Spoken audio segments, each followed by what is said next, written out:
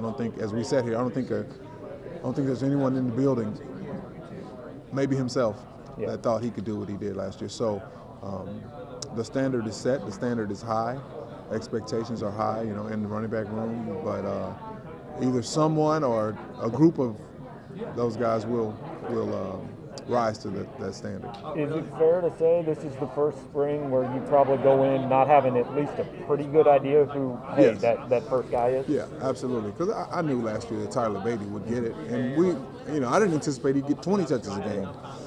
He was up around 30, but that was just him. He was a rock. So, that's the best when someone emerges from a group and they become that guy. That's the best. I know it's been 2 practices, but just getting to know Nate Pete and seeing him, what do you like about him? Well,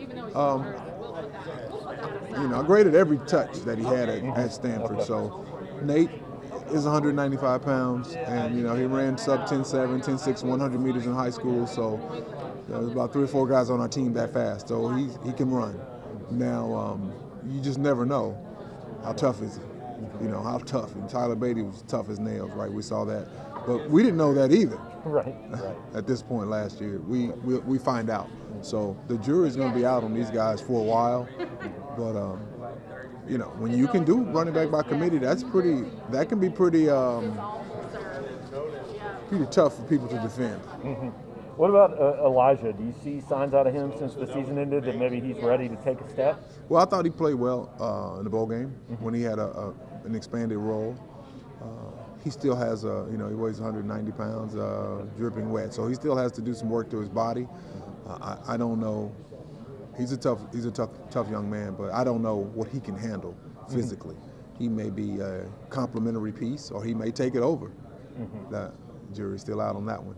Gotcha. I apologize if you've been asked this already, but in the spring, obviously I'm sure the job isn't going to be earned in the spring, as Coach Drink said about the quarterbacks and everyone, but what's the most important thing for you to see from your group right now?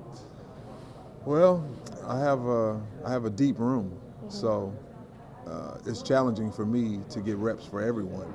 So in order to give them a fair chance to show us what they can do, so I have to provide reps for everyone. And like Coach Drink said, it will be like August before we know what we need to know about a lot of the positions on our football team. Obviously, Coach Drink, taking a step back from more hands-on coaching the quarterbacks, what kind of difference have you noticed in that and him around practice, kind of just getting to be around with all the different position coaches? Oh, he's there. He's there. He's not very far away ever. Obviously he's still the offensive coordinator. He's still calling the plays for us. So he's right there with us every snap of every play in a team setting. A lot of the individual and things like that, he'll go down with the defense, and he's with special teams. But there won't be a significant difference for us offensively. What do you feel like that adds, though, that he's kind of able to see everything a little bit more broadly now? Well, I just think that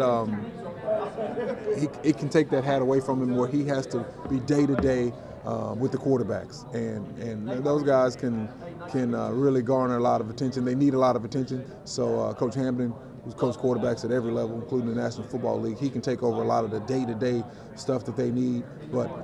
And so that'll free Coach Drink up to be the head football coach and be more active on the defensive end, which he wants to do.